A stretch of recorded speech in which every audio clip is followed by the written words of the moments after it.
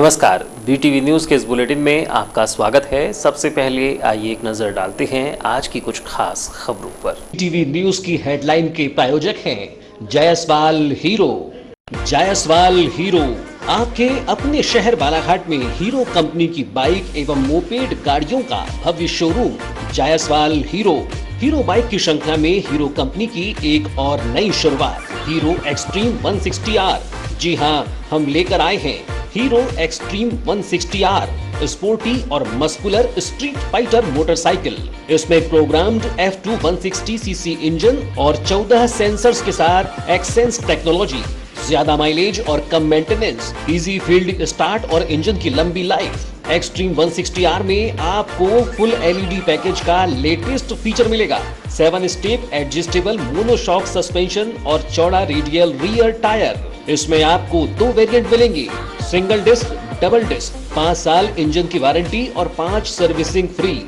तो अब सोच क्या रहे हैं, फौरन चले आइए जायसवाल हीरो।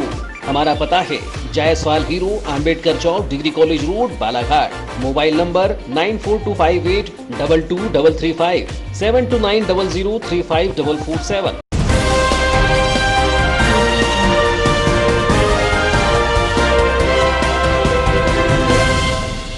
नशीली दवाइयों का नगर में चल रहा अवैध कारोबार। मामले में पुलिस ने 5 आरोपियों को किया गिरफ्तार। मेडिकल दुकान से लेकर अन्य जगहों तक जुड़ी है चेन। बिना चिकित्सक के परामर्श के बेची जा रही हैं दवाइयां। पुलिस ने बड़ी मात्रा में बरामद की अल्प्राजोलम की गोलियां। IPL मैच पर सट्टा लगाने का मामले में पुलिस ने गिरफ्तार किए 2 आरोपी। पिता पुत्र के द्वारा खिलाया जा रहा था नगर में सट्टा। पिता गिरफ्तार, पुत्र है फरार, की जा रही है तलाश। मामले में 4,22,000 रुपये सहित मोबाइल और अन्य दस्तावेज पुलिस ने किए जब्त। नगर के गुमठी दुकानदारों से नगरपालिका CMO ने की चर्चा। कालीपुतली चौक स्थित निर्माणाधीन चौपाटी में दुकान आवंटन को लेकर हुई चर्चा। दुकान की कीमत अधिक होने पर जताया विरोध। गुमठी दुकानदारों ने कलेक्टर से लगाई गुहार। कम दाम में दुकान नहीं मिलने पर आंदोलन की दी चेतावनी।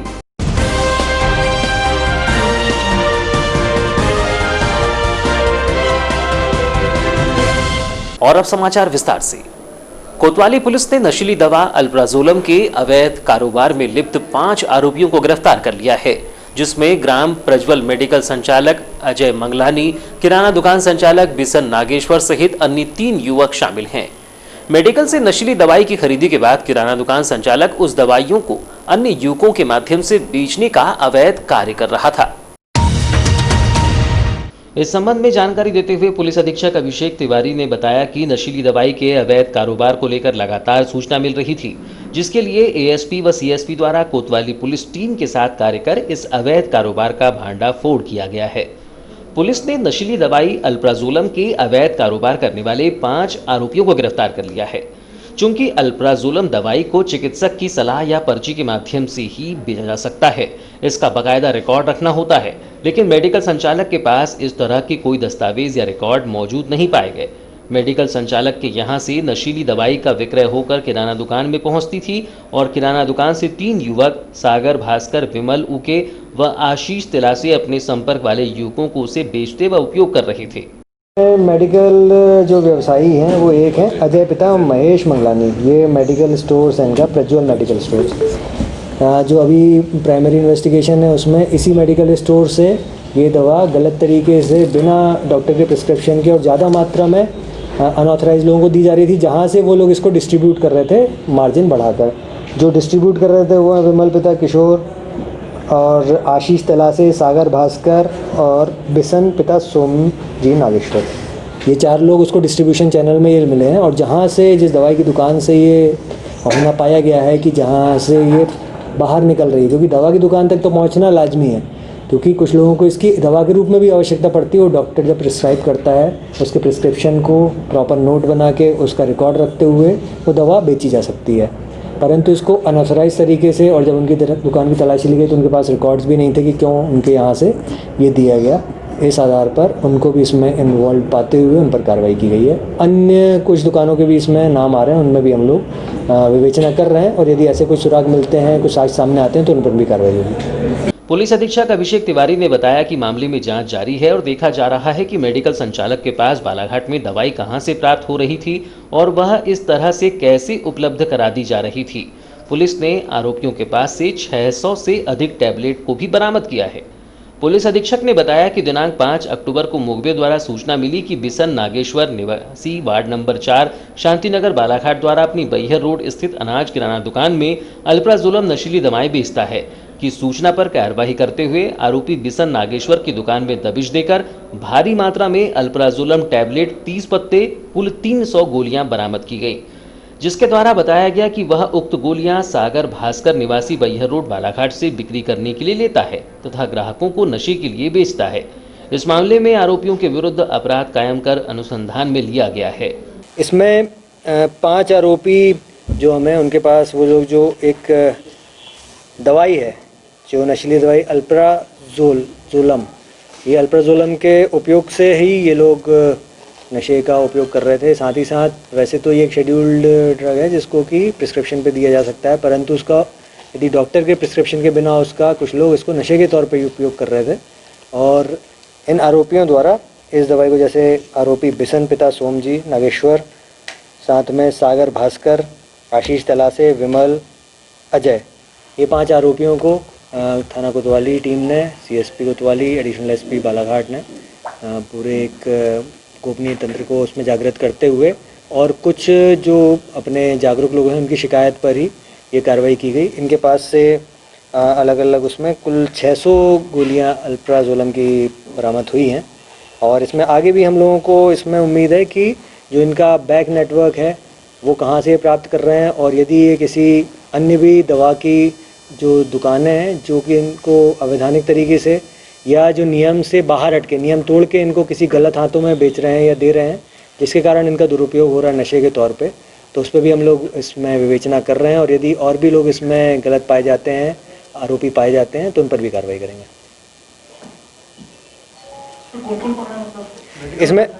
इसमें मेडिकल जो व्यवसायी हैं वो एक हैं अजय पिता महेश मंगलानी, ये मेडिकल स्टोर्स हैं इनका, प्रज्वल मेडिकल स्टोर्स। जो अभी प्राइमरी इन्वेस्टिगेशन है उसमें इसी मेडिकल स्टोर से ये दवा गलत तरीके से बिना डॉक्टर के प्रिस्क्रिप्शन के और ज़्यादा मात्रा में अनऑथराइज लोगों को दी जा रही थी, जहाँ से वो लोग इसको डिस्ट्रीब्यूट कर रहे थे मार्जिन बढ़ाकर। जो डिस्ट्रीब्यूट कर रहे थे वो हैं विमल पिता किशोर और आशीष तलासे, सागर भास्कर और बिसन पिता सोम जी नागेश्वर। ये 4 लोग उसको डिस्ट्रीब्यूशन चैनल में ये मिले हैं और जहाँ से, जिस दवाई की दुकान से ये होना पाया गया है कि जहाँ से ये बाहर निकल रही है, क्योंकि दवा की दुकान तक तो पहुँचना लाजमी है, क्योंकि कुछ लोगों को इसकी दवा के रूप में भी आवश्यकता पड़ती है और डॉक्टर जब प्रिस्क्राइब करता है उसके प्रिस्क्रिप्शन को प्रॉपर नोट बना के उसका रिकॉर्ड रखते हुए वो दवा बेची जा सकती है। परंतु इसको अनऑथराइज तरीके से, और जब उनकी दुकान की तलाशी ली गई तो उनके पास रिकॉर्ड्स भी नहीं थे कि क्यों उनके यहाँ से ये दिया गया। इस आधार पर उनको भी इसमें इन्वॉल्व पाते हुए उन पर कार्रवाई की गई है। अन्य कुछ दुकानों के भी इसमें नाम आ रहे हैं, उनमें भी हम लोग विवेचना कर रहे हैं और यदि ऐसे कुछ सुराग मिलते हैं, कुछ साक्ष्य सामने आते हैं तो उन पर भी कार्रवाई होगी। सर आपने बताया कि जो पेडलर्स हैं ये डिस्ट्रीब्यूट करते थे जी, ये किन जगह पे इन्होंने, मतलब कोई कॉलेज या छात्रावास या कोई स्पॉट था जहाँ पे लोग देते गए या घर घर पे इन्होंने सप्लाई की? ये व्यक्तिगत जो इनके चैनल्स हैं या कोई जो एक जगह चिन्हित करके नहीं, परंतु अपने जो पर्सनल कॉन्टैक्ट्स के थ्रू कि कभी किसी को एक पत्ता दे दिया है, कभी किसी को, इस कारण से इसको पकड़ने में भी थोड़ा समय लग रहा था या थोड़ी कठिनाई आई, क्योंकि वो एक बड़ी लार्ज क्वांटिटी में डिस्ट्रीब्यूट नहीं हो रहा था। जैसे कि अभी हमने बताया कि क्वांटिटी अभी भी 600 गोलियों की है, परंतु वो भी छोटा छोटा क्वांटिटी में लोगों तक पहुंच रही थी, युवाओं तक पहुंच रही थी, जिस कारण से कार्रवाई की। इनके कनेक्शन से जिले के बाहर भी हो सकते हैं, जिलों से हो सकते हैं संपर्क में? ये क्योंकि सबसे पहला है सप्लाई चेन जो बैक ट्रैकिंग है, तो वो एक तो हमें यहाँ की दुकान का ही मिला है इस कारण से भी, परंतु इनके और भी अन्य बाहर से किसी अन्य नशीले पदार्थ में हो सकता है कि लिप्त होने के या अन्य सूत्रों की भी हम लोग जानकारी ले रहे हैं कि अन्य ज़िले से या अन्य कोई स्थान से, राज्य से ये सोर्स तो नहीं कर रहे हैं।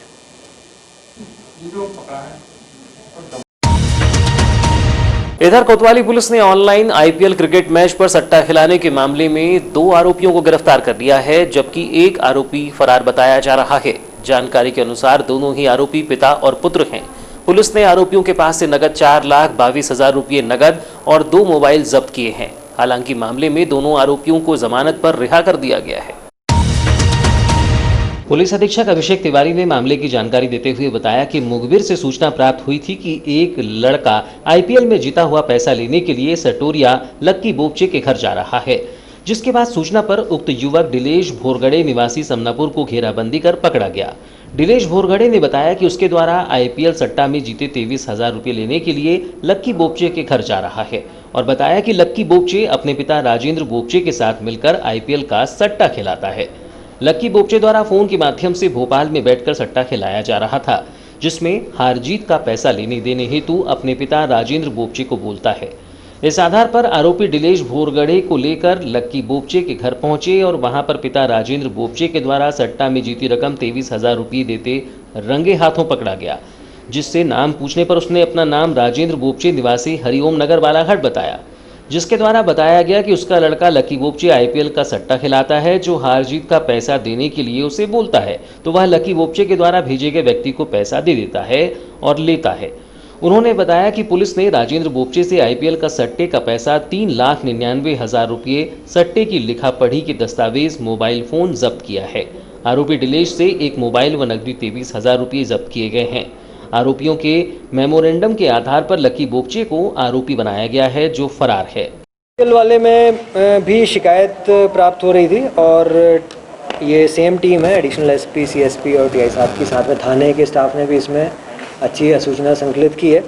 इसमें एक जो सट्टा खेलने वाले हैं या जिन्होंने इसका उपयोग किया है, तो दिलेश पिता गुलाबचंद भोरगड़े इनके द्वारा और जो सटोरिया लक्की बोपचे इनके द्वारा ये धंधा चलाया जा रहा था। लक्की बोपचे के पास पैसे का लेन देन करने के लिए उनके पिता के पास भी पैसे रखवाए गए थे और पैसे उनसे ही राजेंद्र बोपचे के द्वारा इसमें पूरा रिकॉर्ड मेंटेन किया जाता था। उस रिकॉर्ड से कुछ अन्य लोगों के भी नाम सामने आए, क्योंकि ऑनलाइन है तो ऑनलाइन होने का नुकसान ये है कि उसको पकड़ना थोड़ा मुश्किल है, लेकिन ऑनलाइन का पुलिस के लिए फ़ायदा ये है कि उसका एक बार चोर पकड़ में आता है तो उसका रिकॉर्ड बहुत बढ़िया रहता है। तो इसमें जितने भी लोगों ने किया है, जितने भी लोगों का इनसे इन्वॉल्वमेंट है इस पर्टिकुलर रूट के थ्रू, तो उन सभी पे हम कार्रवाई करेंगे और उसका सारा डिजिटल रिकॉर्ड है, तो उसमें कोई रिकॉर्ड की फेरबदल या कहीं कोई छूटना नहीं छूटना वो हो ही नहीं सकता।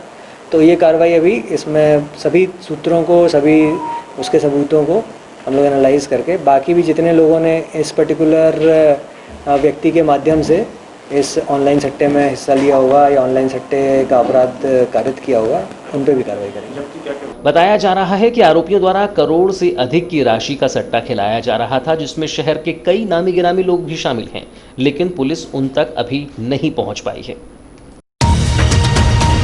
नगरपालिका सीएमओ द्वारा 5 अक्टूबर को कालीपुतली चौक के आसपास गुमठी लगाकर दुकान संचालित करने वाले दुकानदारों की बैठक ली गई, जिसमें कालीपुतली गार्डन में बनी चौपाटी में दुकानदारों को विस्थापन कर दुकान आवंटन के बारे में चर्चा की गई। चौपाटी में दुकानदारों को एक दुकान एक साथ राशि जमा करने पर 9 लाख रुपये में व किश्त में राशि देने पर 11.5 लाख रुपये मूल्य रखा गया है, जिसका गुमटी दुकानदारों ने विरोध करते हुए कलेक्टर कार्यालय पहुंचकर कलेक्टर से इस बारे में चर्चा की है। गौरतलब हो कि कालीपुतली चौक के आसपास करीब 20 से 25 साल से गुमठी व ठेला लगाकर दुकानदारों द्वारा अपनी जीविका चलाई जा रही है, लेकिन नगरपालिका द्वारा गार्डन में चौपाटी का निर्माण कर इन दुकानदारों को दुकान विक्रय कर विस्थापन की कार्यवाही की जा रही है। फुटकर दुकानदारों का कहना है कि पूर्व में कलेक्टर द्वारा 70 से 80 हज़ार में दुकान आवंटित करने आश्वासन दिया गया था, लेकिन अब दुकान का मूल्य 9 से 11.5 लाख रुपये रखा गया है। इतनी महंगी दुकान फुटकर दुकानदारों के लिए लेना संभव नहीं है, जिससे इनके द्वारा विरोध किया जा रहा है और दुकान आवंटित नहीं करने पर आंदोलन व धरना प्रदर्शन करने की चेतावनी दी गई है। बता दें कि नगरपालिका द्वारा बार बार अतिक्रमण कार्यवाही के दौरान इन दुकानदारों की दुकान हटा दी जाती है, जिससे ये दुकानदार काफ़ी परेशान हैं। आज भी नगरपालिका द्वारा सुबह ही कालीपुतली चौक के आसपास से अतिक्रमण हटाने कार्यवाही की गई, जिसके चलते गुमठी वाले दुकानदारों की दुकान हटा दी गई। फुटकर दुकानदार जमील खान ने बताया कि 20 से 25 साल से गार्डन के आसपास दुकान लगाकर जीवन यापन कर रहे हैं, कलेक्टर द्वारा चौपाटी में दुकान आवंटन के लिए एक साथ 9 लाख रुपए मांगे जा रहे हैं। 20-25 साल से हम लोग गार्डन के इर्द गिर्द व्यवसाय कर रहे हैं, अपना रोजी रोटी पालन कर रहे हैं। अब वो शुरू में 2 साल पहले हटा दिया गया था 10 मई को, तो आश्वासन दिया गया था आपको यहाँ पे सुनियोजित कर देंगे कलेक्टर साहब द्वारा। पब्लिक प्लेस में गए थे कलेक्टर साहब ने, और उनको ठेकेदार बोल रहा था कि 80,000 का ठेला ला के रायपुर से लगा देते, सोन भाई का लड़का जो भी है। तो नहीं बोले, इन लोग गरीब लोग हैं बोले, इन लोग की दशा ऐसी नहीं है बोले। और अब वही कलेक्टर साहब जब इतनी बड़ी रकम पे ले जा रहे वाली बात को, लाखों की 11 लाख 11.5 लाख की, तो हम कहाँ से दे पाएंगे? क्यों भी न दिया। कितना मांग रहे पैसा? 11.5 ही बोल ही रहे हैं, ऐसा पक्का उससे कम नहीं होगा, कम नहीं होगा। 9 लाख रुपए दे दो तो 9 लाख इकट्ठा, तो सुनिए ना, 9 लाख इकट्ठा कहाँ से दे देंगे? हम जैसे क्या बड़े बड़े लोग भी नहीं दे सकते इकट्ठे 9 लाख। फुटकर दुकानदार विनोद बंशकार ने बताया कि अभी तक इतनी परेशानी नहीं आई तो नगर पालिका द्वारा आए दिन अतिक्रमण की कार्रवाई कर दुकान हटा दी जाती है।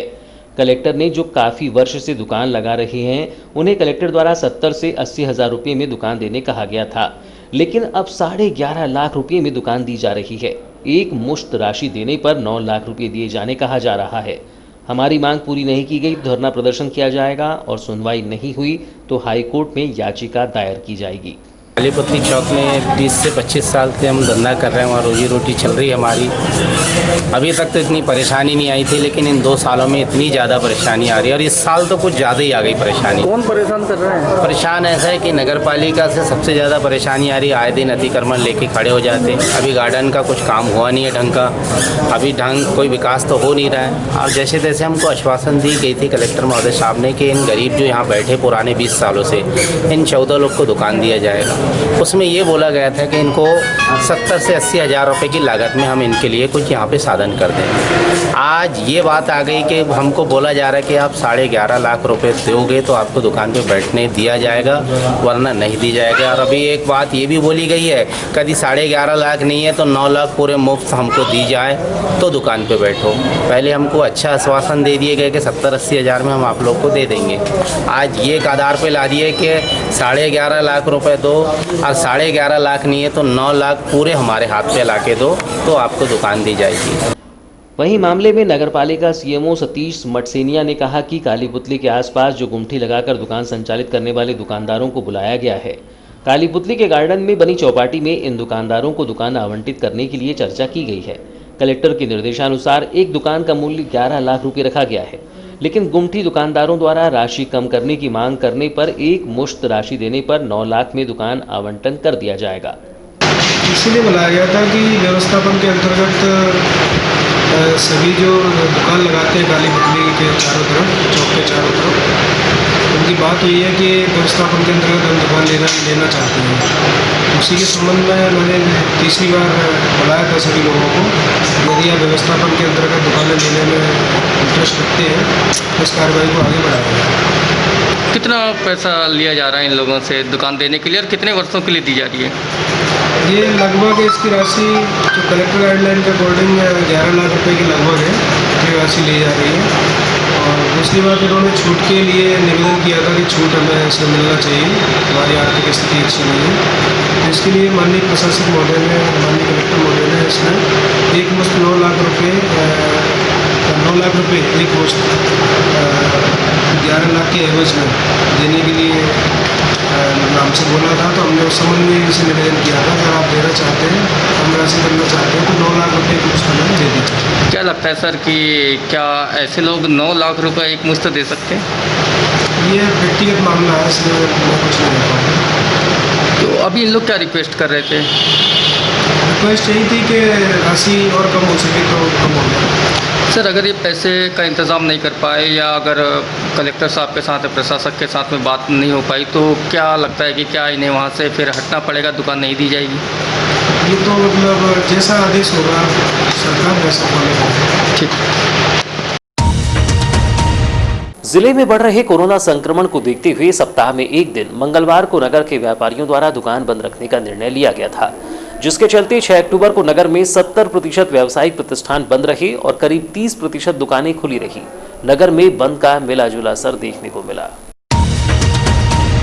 गौरतलब हो कि कोरोना संक्रमण के चलते अलग अलग व्यापार करने वाले दुकानदारों द्वारा सप्ताह में अलग अलग दिन दुकान बंद करने का निर्णय लेते हुए अलग अलग दिन दुकान बंद की जा रही थी, जिससे गत दिवस युवा व्यापारियों की पहल पर नगर के हरिमंगलम लॉन में बैठक आहूत कर मंगलवार दुकान बंद करने का निर्णय लिया गया था, जिसके चलते आज नगर में बंद का मिला जुला असर देखने को मिला।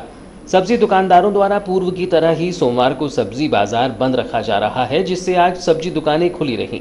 इसके अलावा फल की दुकानें व कुछ किराना दुकान, चाय पान ठेला सहित अन्य दुकानें भी खुली रहीं। इसके अलावा मिठाई दुकानों सहित कुछ इलेक्ट्रॉनिक दुकानें भी नगर में खुली रहीं, जिसको लेकर युवा व्यापारियों ने नगर में घूमकर कुछ दुकानों को बंद करने का व्यापारियों से आग्रह किया। ज्ञात हो कि व्यापारियों द्वारा दुकानदारों से कोरोना महामारी को देखते हुए स्वेच्छा से सप्ताह में एक दिन दुकान बंद रखने का आह्वान किया गया था।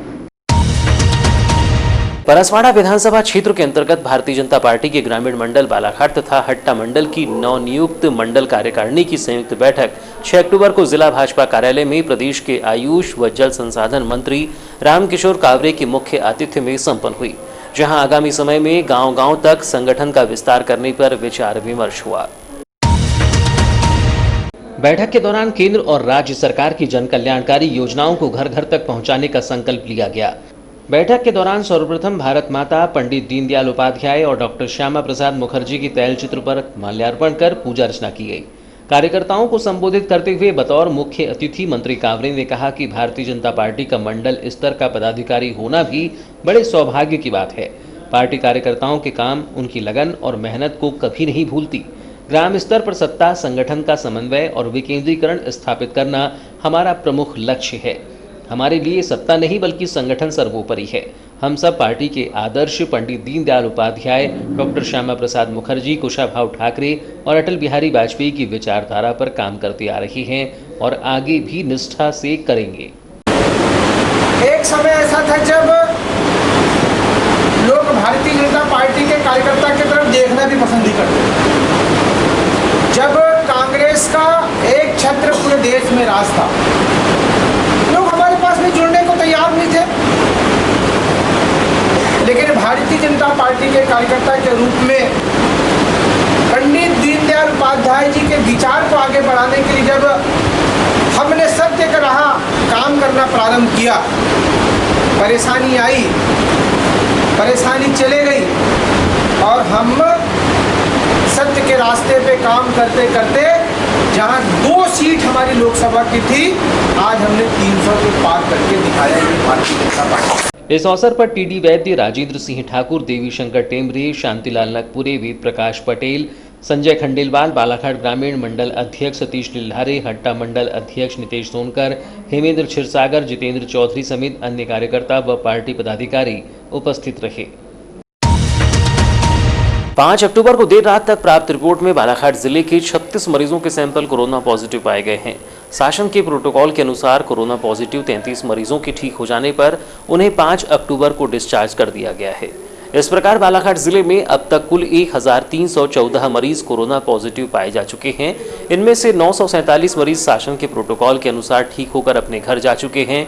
349 मरीजों का उपचार किया जा रहा है।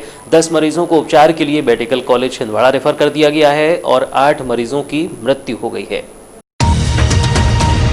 मुख्य चिकित्सा एवं स्वास्थ्य अधिकारी डॉक्टर मनोज पांडे से प्राप्त जानकारी के अनुसार 5 अक्टूबर को कोरोना पॉजिटिव पाए गए 36 मरीजों में नगरीय क्षेत्र कटंगी के वार्ड नंबर 2 का 1 मरीज एवं वार्ड नंबर 11 मुंडीवाड़ा का 1 मरीज, वार्ड नंबर 12 का 1 मरीज, नगरीय क्षेत्र बालाघाट के मोती नगर के 4 मरीज, पैयर चौकी का 1 मरीज, सरस्वती नगर का 1 मरीज, रजानगर का 1 मरीज, वार्ड नंबर 23 के 4 मरीज, गर्रा बालाघाट का 1 मरीज, भरवेली के 3 मरीज, आंवलाझरी का 1 मरीज, नगरीय क्षेत्र वारासिवनी सिविल लाइन का 1 मरीज, वार्ड नंबर 1 का 1 मरीज, वार्ड नंबर 3 के 4 मरीज, वार्ड नंबर 6 का 1 मरीज, वार्ड नंबर 15 का 1 मरीज, लालपुर का 1 मरीज, डोरली के 2 मरीज, लांजी का 1 मरीज, खैरलांजी तहसील के ग्राम घोटी के 2 मरीज, मलाजखंड के 3 मरीज शामिल हैं। कोरोना पॉजिटिव पाए गए मरीजों के उपचार के लिए जिला प्रशासन बालाघाट द्वारा पर्याप्त संख्या में बेड का इंतजाम किया गया है। कोविड सेंटर गोंगलई बालाघाट, बैहर एवं लांजी में 575 बेड एवं ITI के पीछे बूढ़ी बालाघाट में बनाए गए कोविड अस्पताल में ऑक्सीजन युक्त 105 बेड का इंतजाम किया गया है। 6 अक्टूबर 2020 को दोपहर 12 बजे की स्थिति में कोविड सेंटर में 95 एवं कोविड अस्पताल बूढ़ी में 5 बेड मरीजों से भरे हैं। इस प्रकार कोविड सेंटर गोंगलई, बैहर एवं लांजी में कुल 480 बेड एवं कोविड अस्पताल बूढ़ी में 100 बेड खाली हैं। जिले में होम आइसोलेशन में 157 कोरोना पॉजिटिव मरीजों को उपचार के लिए रखा गया है। मुख्य चिकित्सा एवं स्वास्थ्य अधिकारी डॉक्टर मनोज पांडे ने बताया कि बालाघाट जिले में कोरोना पॉजिटिव पाए गए मरीजों के उपचार के लिए जिला प्रशासन बालाघाट द्वारा पर्याप्त संख्या में बेड का इंतजाम किया गया है और बेड की कोई कमी नहीं है। कटंगी क्षेत्र के ग्राम बनेरा, सिंगोड़ी व लोहमारा की 3 राशन दुकान में प्रधानमंत्री गरीब कल्याण योजना अंतर्गत 3 माह का निःशुल्क अनाज सेल्समैन द्वारा नहीं दिए जाने पर ग्रामीणों ने मंगलवार को आयोजित जनसुनवाई कार्यक्रम में पहुंचकर कलेक्टर के नाम ज्ञापन सौंपा। ग्रामीणों ने बताया कि इसके पूर्व भी इस मामले को लेकर शिकायत दी गई थी, लेकिन सेल्समैन के खिलाफ कोई कार्रवाई नहीं की गई है। उन्होंने कलेक्टर से मांग की है कि मामले की जाँच कर दोषियों पर कड़ी कार्रवाई की जाए। इस दौरान ग्रामीणों ने बताया कि केंद्र सरकार द्वारा कोविड-19 के चलते लॉकडाउन में कोई गरीब मजदूर भूखा न रहे, जिससे प्रधानमंत्री गरीब कल्याण योजना अंतर्गत राशन दुकान से गरीब मजदूरों को निःशुल्क अनाज वितरण किया जाना था। लेकिन बनेरा सोसाइटी के सेल्समैन संदीप श्रीवास ने राशन में हेराफेरी कर गरीबों को उनके हक का 3 माह का अनाज नहीं दिया।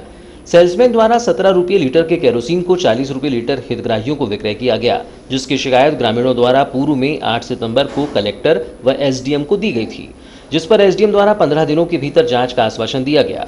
नायब तहसीलदार द्वारा टीम बनाकर जांच की गई, लेकिन आज तक उसकी रिपोर्ट न तो एसडीएम तक पहुंची, न ही इसका कोई निराकरण हुआ।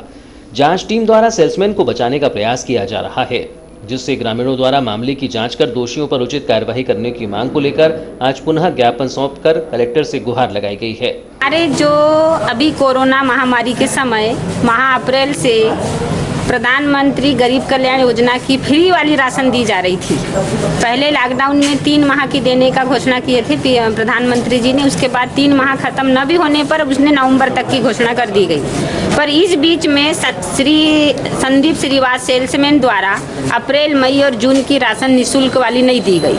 तो उसके बाद कुछ हितग्राही मेरे पास पूछने आए, मैडम जी हमको बताओ कि राशन कार्ड में राशन क्यों नहीं दी गई। तो मैंने बोली आप फूड इंस्पेक्टर निहारिका के पास चलो, उससे पूछते हैं पहले कि कब से देने का था। तो हम उसके पास पूछने गए तो उन्होंने बोली मैडम जी अप्रैल माह से देने का था और हर माह में मिट्टी तेल का रेट घटता बढ़ता है। परंतु हमारे गांव के संदीप श्रीवास ने पूरे 4 महीने की राशन को गबन कर लिया है और मिट्टी तेल भी 17 रुपये लीटर वाला भी 40 रुपये, 29 वाला भी 40 रुपये, 15 रुपये लीटर वाला भी 40 रुपये, सभी बार एक ही भाव मिट्टी तेल दिया। उसके तहत 3 राशन दुकान थी। ग्राम सिंगोड़ी की राशन दुकान के तहत गांव आते हैं उजाड़ बोपली, गोपालपुर, और लोहमारा के तहत आते हैं कोडमी और चीजगांव, और ग्राम बनेरा। ऐसी 3 राशन दुकान थी। तीनों राशन दुकान में जबरदस्त घपला है। फिर हम ये कलेक्टर महोदय के पास आए 8/9 को। तो उसके बाद फूड इंस्पेक्टर निहारिका अवस्थी को उन्हें आदेश किया कि आप जांच पर जाइए। तो बनेरा 14/9 को आई। 14/9 को आई तो उसने वर्तमान राशन की जांच की, पिछली राशन की कोई जांच नहीं की। इस बीच दंगा फिसाद हो गया। मैंने तो मारने हाथ भी उठा ली थी। मैंने तुम न्याय करने पुरानी राशन की जांच करो कि कोटा कहाँ है वो दिखाओ, पब्लिक को नहीं दिया है। तो इस बीच में वो भग भग के जाने बैठ कर। क्या चाहते हैं आप लोग? अभी हम ये चाह रहे हैं कि जो संदीप श्रीवास है उसको सोसाइटी में और उसके साथ जो तौलक था उसका भी पूरा हेरफेर है। मैनेजर मानेश्वर जी का भी पूरा हाथ है। उप सरपंच पवन सोनवाने ने बताया कि प्रधानमंत्री गरीब कल्याण योजना अंतर्गत राशन गरीबों को निःशुल्क वितरण करने आया था, लेकिन सेल्समैन संदीप श्रीवास द्वारा 3 माह का अनाज वितरण नहीं किया गया और 2 माह का अनाज दिया गया, जिससे कलेक्टर व एसडीएम को पूर्व में ज्ञापन सौंपा गया था, जिससे एसडीएम द्वारा 3 सदस्यीय टीम जांच के लिए भेजी गई थी और 15 दिनों में जांच रिपोर्ट देने कहा गया, लेकिन अब तक कोई कार्रवाई नहीं की गई है। उन्होंने कहा कि मामले की जांच कर कार्यवाही नहीं होने पर तीनों ग्राम के ग्रामीणों द्वारा आंदोलन किया जाएगा। जो अप्रैल माह से प्रधानमंत्री गरीब कल्याण योजना के अंतर्गत जो राशन आई थी वह संदीप श्रीवास द्वारा नहीं दी गई, सेल्समैन द्वारा 2 माह की दी गई, 3 माह की नहीं दी गई। इससे पहले भी हमने कलेक्टर साहब के पास ज्ञापन सौंपा था और एसडीएम साहब के पास भी ज्ञापन सौंपा था, लेकिन एसडीएम साहब ने 3 सदस्यीय टीम भेजा था और हमें बोला गया था ग्रामीणों को और हितग्राहियों को कि 15 दिन के अंदर हमको जांच दे दी जाएगी और हमें अभी तक जांच नहीं दी। इसी गुहार लेकर हम लोग कलेक्टर महोदय के पास सभी ग्रामीण और हितग्राही आए हैं। कितने ऐसे हितग्राही होंगे जिनको उन्होंने राशन नहीं दिया? पूरे ही हैं सर, तीनों घर राशन दुकान के। क्या नाम आपका? पवन कुमार सोनवाने। AIMIM पार्टी ने कलेक्टर को ज्ञापन सौंपते हुए निजी अस्पतालों में व निजी डॉक्टरों को मरीजों का उपचार करने आदेशित किए जाने की मांग को लेकर कलेक्टर को ज्ञापन सौंपा है। ज्ञात हो कि पार्टी का मानना है कि जिले के नर्सिंग होम व निजी डॉक्टरों द्वारा बीमार व्यक्तियों का उपचार नहीं किया जा रहा है। इस दौरान AIMIM पार्टी के सचिव शहबाज खान ने बताया कि कोरोना संक्रमण के चलते अन्य बीमारियों के मरीज का निजी नर्सिंग होम व प्राइवेट डॉक्टरों द्वारा उपचार नहीं किया जा रहा है, जिससे आमजन काफी परेशान है। उन्होंने कहा कि 2-4 दिन से लगातार कोई शुगर व हार्ट अटैक व अन्य बीमारी से मर रहे हैं। डॉक्टर मरीज को हाथ नहीं लगा रहे हैं। डॉक्टरों द्वारा लापरवाही करने पर उनका लाइसेंस निरस्त किया जाए, नहीं तो डॉक्टरों को आदेश दिया जाए कि वह मरीजों का उचित उपचार करें। कलेक्टर महोदय के पास इसलिए उपस्थित हुए हैं कि जो आज कोरोना के चलते जो महामारी चल रही है, लेकिन दूसरे इलाज में लापरवाही बरती जा रही है। जो निजी अस्पताल है और जो प्राइवेट अस्पताल है, यहाँ पर कोई भी अगर दूसरी बीमारी को लेकर जाओ तो सीधे सीधे वहाँ से हमको गोंदिया या नागपुर रेफ़र कर दिया जा रहा है। इसी के चलते अभी हमको कुछ 2-4 दिनों से लगातार कोई अटैक से मर रहा है, तो कोई शुगर से, तो कोई डायबिटीज़ से, तो कोई मलेरिया, कोई टाइफाइड से मर रहा है। और डॉक्टर इसमें बिल्कुल भी यानी उसको हाथ नहीं लगा रहे, जबकि डॉक्टर एक ऐसे हैं जो उसको लोग भगवान का रूप बोलते हैं, और ऐसे भगवान का रूप बोलने के बाद आज डॉक्टर हाथ तक नहीं लगा रहे, उससे दूरी तैयार कर रहे हैं। जबकि कोरोना जिसको है उसको तुम उससे दूरी करो, लेकिन जो दूसरी बीमारी है, उससे भी क्या बोलते हैं लोग लापरवाही कर रहे हैं। लापरवाही के चलते लोगों की मृत्यु हो रही है, और ऐसे डॉक्टर जो क्या बोलते हैं लापरवाही कर रहे हैं, इनके लाइसेंस रद्द किए जाए, और इनको अगर नहीं तो इनको आदेश दिया जाए कि ये लोगों का सही इलाज करें, ताकि क्या बोलते हैं लोग जो आज परेशानी से जूझ रहे हैं, परेशानी का सामना ना करना पड़े। आज गरीब ऐसी पैसों से लोगों के खस्ता हाल है। लोग अगर सरकारी अस्पताल भी जाते हैं तो वहाँ पर कोई सुनवाई, वहाँ तो डॉक्टर ही मौजूद नहीं रहता। तो हमारी पार्टी बस यही चाहती है कि डॉक्टरों को आदेश दिया जाए कि वो लोगों को सही और उचित इलाज करें। मोहम्मद नवाज शेख ने कहा कि पार्टी द्वारा समय समय पर गरीब मजदूरों की आवाज उठाने का कार्य किया जा रहा है। वर्तमान में सामान्य रूप से sugar, blood pressure, malaria, typhoid सहित अन्य बीमारियां हो रही हैं, लेकिन इन बीमारियों का मरीज जब डॉक्टर के पास उपचार के लिए आ रहा है तो डॉक्टर जांच नहीं कर रहे हैं और उनसे भेदभाव किया जा रहा है, जिससे उपचार समय पर नहीं मिलने से मरीजों की मौत हो रही है।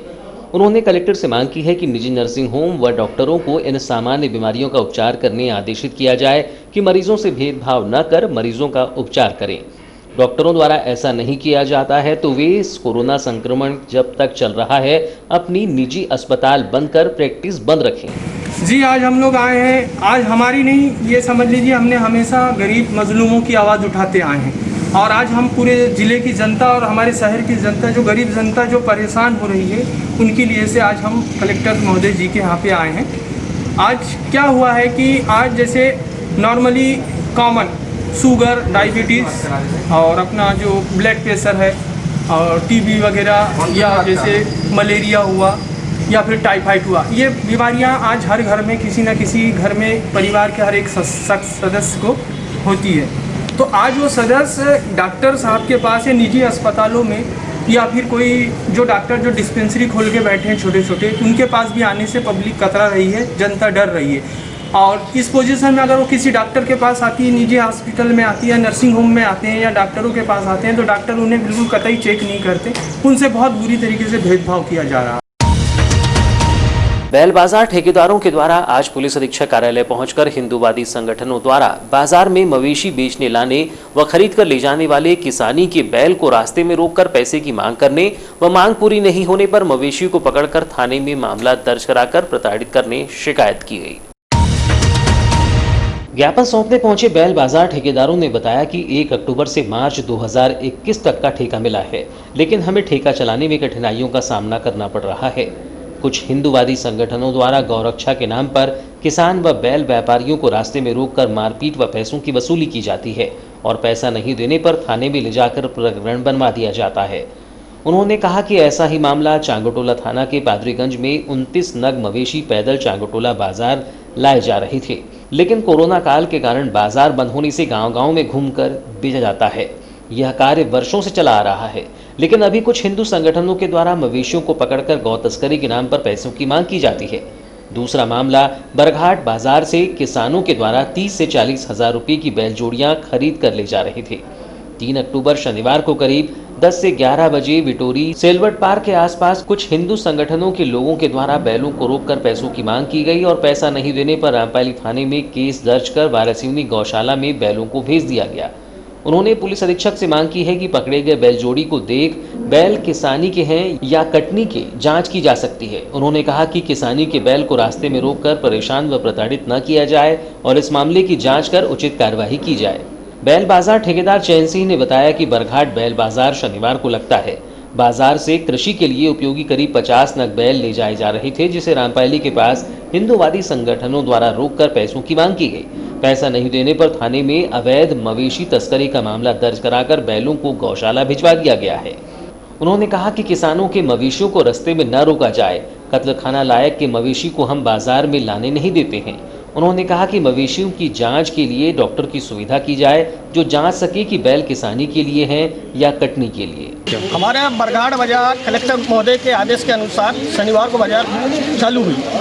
वहाँ से हमारे बाजार से कुछ किसानों ने माल खरीद के लेके बैल, किसानी बैल, जिनको रास्ते में रोका गया रामपाली में, उनसे अवैध पैसा मांगा गया। पैसा नहीं देने पर उन किसानों को प्रताड़ित किया गया और उनके 50 नग बैल जो है उनको गौशाला में अंदर करवा दिया गया है। कितने करवाया ये बजरंग दल के लोग थे, बजरंग दल का नाम बताते हैं। अच्छा, ये बताइए, जैसे बाजार से अगर किसान लोग बैल खरीदते हैं तो उनको कुछ पर्ची वर्ची तो दी जाती है? रसीद दी जाती है। उनके पास जो 50 रामपाली में जो 50 मवेशी को पकड़ा गया, उनके पास क्या रसीद थी? रसीद थी। और रसीद थी तो फिर जब्त क्यों होंगे? वो पैसा नहीं देने पर रसीद मांगे। नहीं, तो उनने तो ठीक है नहीं पैसा मांगे, लेकिन पुलिस ने जो कार्रवाई क्यों करी? उनने रसीद मांगे उनसे कि भैया रसीद बताओ। रसीद को ये लोग पकड़ लेते हैं। पैसा नहीं देने पर रसीद को फाड़ देते हैं कि इनके पास रसीद नहीं पाई गई कह के बोला जाता है और अवैध वसूली करते हैं, ताकि किसान बहुत परेशान है। इसलिए क्या चाहते हैं आप? हम ये चाहते हैं कि किसानों को राहत दी जाए, रास्ते में कोई माल ना रोके किसी का, किसानों का। अगर कटपीस का अगर माल है उसको सख्त से सख्त सजा दी जाए। अच्छा, ये कैसे लोग समझे कि माल कटपीस का है या साधारण है? ये लोग कैसे समझे? यह मोदी जी से मैं निवेदन करना चाहता हूँ कि एक डॉक्टर की व्यवस्था की जाए, वो डॉक्टरी मुलाजा करके बाजार से माल, डॉक्टरी मुलाजा से बाजार से माल किसान ले जाए या व्यापारी ले जाए। गर्रा से मजदूरी का कार्य कर अपने गांव छतेरा जा रहा एक मजदूर बहराई मार्ग पर सड़क दुर्घटना में घायल हो गया, जिसे पूर्व कृषि मंत्री व वर्तमान विधायक गौरीशंकर बिसेन ने 5 अक्टूबर की रात्रि उपचार के लिए जिला अस्पताल में भर्ती कराया है। जानकारी के अनुसार सड़क हादसे में घायल हुए मजदूर का नाम राम भगत है, जो थाना लालबर्रा ग्राम छतेरा का निवासी है। बताया गया कि राम भगत गर्रा में मजदूरी करने आया था। सोमवार की शाम काम खत्म कर जब वह अपने गांव छतेरा वापस जा रहा था, तभी बहरई के समीप किसी अज्ञात वाहन चालक ने उसे ठोस मार दी, जिस पर राम गंभीर रूप से घायल हो गया। इसी बीच रात्रि करीब ठीक 8 बजे विधायक गौरीशंकर बिसेन लालबर्रा से बालाघाट लौट रहे थे, जिन्होंने बहरई मार्ग पर लोगों की भीड़ देखी। नजदीक जाकर देखने पर उन्हें एक व्यक्ति गंभीर रूप से सड़क पर पड़ा दिखाई दिया। तुरंत एम्बुलेंस की व्यवस्था न होने पर विधायक ने उसे उपचार के लिए ऑटो से जिला अस्पताल पहुंचाया, जहां उसका उपचार जारी है। वहीं विधायक बिसेन ने भी जिला अस्पताल पहुंचकर घायल के परिजनों से मुलाकात की और जिला अस्पताल के चिकित्सकों को आवश्यक दिशा निर्देश दिए। रात्रि के 8 बजे मैं जब लालबर्रा से बालाघाट की ओर आ रहा था, बेहरी चौक के पास ये श्री राम भगत, जिसका अभी भी उनकी पत्नी ने नाम बताया, सड़क के किनारे अपने साइड में पड़े थे और लगभग 25 लोग बहरे ग्राम के वहाँ थे। इनको देखने से लगा कि इनको काफ़ी चोट आई है। इनका ऐसा जब पैर को पकड़ा गया तो लगा कि फ्रैक्चर ही होगा। तत्काल उनको, क्योंकि 100 डायल और 108 वहाँ तत्काल उपलब्ध नहीं था, हमने अन्य वाहन में ऑटो में रख के उनको जिला अस्पताल आया है, जहाँ पर उनका फर्स्ट एड किया गया है और उनका ट्रीटमेंट चालू किया गया। जानकारी मिलने पर उनकी पत्नी अपने ग्राम छतेरा से आ चुकी और बहरे के कुछ लोग, करीब 4 लोग ऑटो में बैठ करके उनको लेकर के यहाँ तक आए हैं। किस वाहन से इनको चोट लगी, इसकी जानकारी वहाँ नहीं थी, अज्ञात वाहन ने इनको ठोस मारा है। अब वो मोटरसाइकिल हो सकती है, जीप हो सकती है, और नहीं कोई वाहन हो सकता है। और अभी यहाँ पर जीरो में पुलिस को कार्रवाई कर दी गई है। संबंधित थाना लाल बरा उसकी तफ्तीश करें। शारदीय नवरात्र पर्व 17 अक्टूबर से प्रारंभ होने वाला है, जिसको लेकर कुम्हारों ने माता रानी की मूर्ति बनाना प्रारंभ कर दी है। हालांकि कोरोना संक्रमण के चलते इस वर्ष सार्वजनिक कार्यक्रम नहीं होंगे और सार्वजनिक पंडालों व मंदिरों में 100 से अधिक लोगों की भीड़ एकत्रित नहीं होगी, जिसके चलते इस महापर्व को मनाने लोग अपने अपने घरों में ही तैयारियां कर रहे हैं। वहीं कुम्हार माता रानी की मूर्तियां बनाने पूरी तैयारियों में लगे हुए हैं। इस वर्ष कोरोना के चलते कुम्हारों को अपने व्यापार में काफी नुकसान उठाना पड़ रहा है, जिसके चलते उनके ऊपर आर्थिक संकट भी छाया हुआ है। इस विषय में जानकारी देते हुए कुम्हार सुरेश ढकने ने बताया कि हम लगभग 2 पीढ़ियों से यही भगवान की मूर्ति बनाने का व्यापार कर रहे हैं। जिस प्रकार से हम मेहनत करते हैं, हमें उतना मुनाफा भी नहीं होता और इस वर्ष कोरोना के कारण हर सामान का रेट 2 गुना हो गया है, जिसके चलते हमें बहुत सी परेशानियों का सामना करना पड़ रहा है। हमें शासन स्तर पर कोई मदद नहीं मिल पाती। वहीं मुख्यमंत्री द्वारा पहले 6 फीट की मूर्ति बनाने की अनुमति दी गई थी, लेकिन फिर उन्होंने इसे अपने हिसाब में मूर्ति बनाने का आदेश फिर जारी किया था। छोटी मूर्ति बनाने में हमें और ज्यादा नुकसान उठाना पड़ा है। हमें शासन से किसी भी प्रकार की कोई मदद नहीं आती। हमें तो बहुत नुकसान हुआ। जो मूर्ति मिलती थी ऑर्डर के पहले, वो नहीं मिल पा रही है। अच्छा, ऑर्डर कम मिल रहे हैं? हाँ, इस साल कम मिल रहे हैं। और क्या क्या परेशानियाँ हो रही है? मिट्टी के बर्तन जो बनाते हम लोग, जो नागपुर जाता था माल, इस साल गया भी नहीं है। तो बाहर बर्तन नहीं जा पा रहे हैं, उससे नुकसान हो रहा है। नुकसान हो रहा है। और मिट्टी भी खदान के लिए हम मांग करें शासन से, और हमारे कोई मांग नहीं हुई है। और वो प्रॉपर्टी ऐसी कि जो बंजर जगह है वो कुम्हार लोगों को मिल सकती है, जो हमें मिट्टी खिलाए। मतलब मिट्टी के लिए जमीन की दरकार है आपको? हाँ। प्रशासन से ये मांग है कि जमीन उपलब्ध कराई। और लकड़ी जो डिपो में मिलती है, जैसे कंडरे लोगों को बांस मिलता है, उसी प्रकार हमको डिपो से बांस मिले कम रेट में, ताकि लकड़ी, ताकि हमको शासन से फायदा मिले हमको। अभी मुख्यमंत्री द्वारा 6 फीट की हाइट की मूर्ति बनाने का आदेश हुआ था, अभी बढ़ा दी गई, तो आप कितने फीट की बना रहे मूर्ति? मूर्ति तो क्या है, वो पहले जो 6 फीट की बताए उसके ऊपर नहीं बोल रहे थे, तो कोई 5 भी बताया, कोई 6 भी बताया। मतलब अब उसके ऊपर अपना टाइम भी नहीं है ना हमारे पास। क्या टाइम, अब मूर्ति अब कलर चालू हो जाएगा, पुटिंग वुटिंग हमारी अब नहीं बना सकते। मूर्तियों की ऊंचाई जो शासन ने पहला नुकसान मानते हैं आप? नुकसान ये सोचो कि हम लोगों का आधा हो गया नुकसान ना। जो बड़ी बड़ी मूर्ति बनती थी हमारे पास, वो छोटी बिल्कुल 3 फीट 4 फीट बहुत हो गया, 5 फीट है जो हमारे पास 10-9 फीट। मतलब आपको बड़े ऑर्डर नहीं मिल पाए। फुलवंता बाई ढेकने ने कहा कि हमें मूर्तियां बनाने के लिए मिट्टी भी बड़ी मुश्किल से मिल पाती है। लगभग 2000 रुपये से लेकर 2500 रुपये प्रति ट्रॉली की दर से मिट्टी खरीदना पड़ता है। वहीं शासन प्रशासन को भी कई बार इलेक्ट्रॉनिक चाक मशीन के लिए कहा गया, मगर इस ओर शासन प्रशासन द्वारा हमारी ओर कोई ध्यान नहीं दिया गया। लॉकडाउन के चलते हमें इस वर्ष भगवान की बड़ी मूर्ति का ऑर्डर भी नहीं मिल पाया है। वहीं कलर का रेट भी आसमान छू रहा है। कोरोना के चलते इस वर्ष छोटी मूर्ति का ऑर्डर ही मिल पाया है। ऐसा है, मिट्टी का मूर्ति बनाते हैं। इस साल तो छोटी छोटी मूर्ति का ऑर्डर मिल रहा है और बहुत कम मिल रहा है लॉकडाउन के कारण।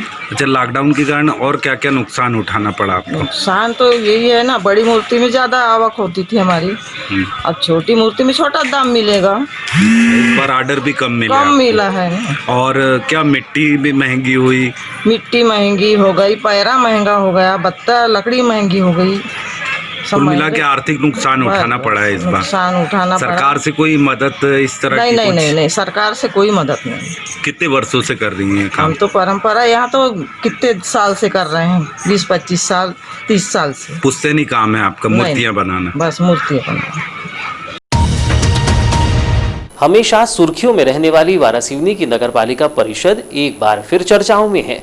दरअसल नगरपालिका के दैनिक वेतन भोगी के कर्मचारी की 3 माह नियमितीकरण करने वालों की लगभग 4 माह व परमानेंट कर्मचारियों को लगभग 5 माह से वेतन न मिलने के कारण ये सभी कर्मचारी 7 अक्टूबर को एक दिन कलमबंद हड़ताल पर जा सकते हैं, जिसकी सूचना गत दिनों नगरपालिका के कर्मचारियों द्वारा नगरपालिका सीएमओ राधेश्याम चौधरी को दी गई है। वेतन न मिलने से परेशान होकर नगरपालिका दैनिक वेतनभोगी कर्मचारी ने नगरपालिका सीएमओ राधेश्याम चौधरी को बताया कि हमें पिछले लगभग 5 से 6 माह से नगरपालिका द्वारा वेतन नहीं दिया जा रहा है, जिससे उनके समक्ष आर्थिक तंगी की समस्या खड़ी हो गई है और वेतन न मिलने की वजह से अपने परिवार का भरण पोषण ठीक ढंग से नहीं कर पा रही हैं। दुकान वाले अधिक उधारी हो जाने की वजह से अब सामान भी उधारी में नहीं दे पा रहे हैं। परिवार चलाने जिसने रुपये उधार लिए हैं, अब वे भी हमें परेशान कर रहे हैं। ईमानदारी से काम करने के बाद भी हमें लगभग 5 से 6 माह से वेतन नहीं दिया जा रहा है, जिसके बाद अब हमारे पास हड़ताल करने के अलावा कोई रास्ता नहीं बचता। जानकारी के अनुसार दैनिक वेतन भोगियों के साथ ही नियमित कर्मचारियों का भी बीते लगभग 4 माह से वेतन नहीं मिला है, जिससे सभी लोग जल्द ही हड़ताल पर जा सकते हैं। और अब अंत में चलते चलते आइए एक नजर डालते हैं आज की कुछ खास खबरों पर।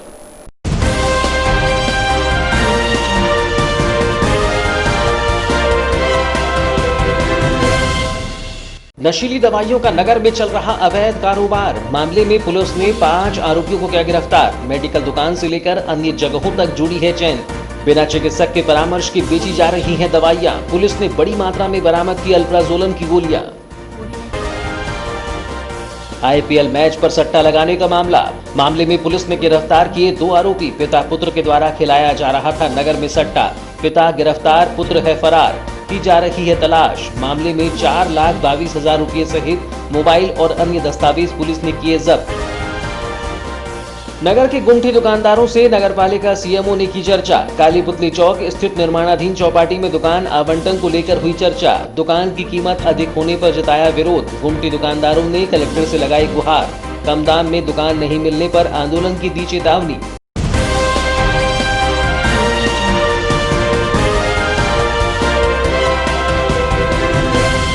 तो ये थी अब तक की खबरें। नई खबरों के साथ एक बार फिर हम हाजिर होंगे। तब तक के लिए दीजिए इजाजत। नमस्कार।